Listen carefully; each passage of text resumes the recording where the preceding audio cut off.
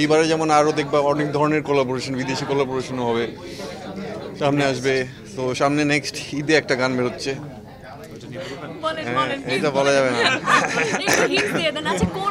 খুবই ফেমাস একটা গান এবং খুবই ওয়ান অফ দ্য ফেমাস আমাদের সিঙ্গার, সবচেয়ে প্রিয়। এটা একটু বলে দেন, এটা নামটা বলে দেন। এটা বলা যাবে না, নামটা বলে দিলে তো কিছু হবে না ভাইয়া। সবচেয়ে বড় সিঙ্গার, সবচেয়ে বড় সিঙ্গার। এটা তো আমরা কি এখন আর আমরা কি এক এক করে ধাঁধা কথা বলবো? না, আমি কিছু বলবো না, আমি কিছু বলবো না। উনি গানটা গেয়েছেন প্রথমে, এখন আবার অনেক আগের গান তো, কিন্তু এটা আমরা আবার রিক্রিয়েট করতেছি, যেভাবে করতেছি অনেকটা অবাক ভালোবাসার মতো, অনেক পুরনো একটা গান।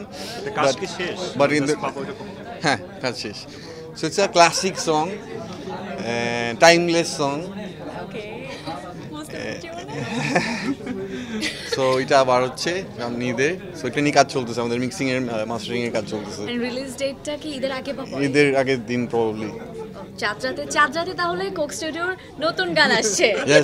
আমরা চেষ্টা করি যে বিভিন্ন ধরনের মিউজিক যারা করতেছে সবটাকে ওইভাবে কিউরেট করার চেষ্টা করি, যে সাজানোর চেষ্টা করি, যে অনেক ধরনের মিউজিশিয়ান অনেক ধরনের ব্যাকগ্রাউন্ড থেকে আসতেছে এবং ওরা ইন্টারঅ্যাক্ট করতেছে এবং ওইখানে একটা ফিউশন হচ্ছে, থাকে না, যে একজনের কাছ থেকে শিখতেছে।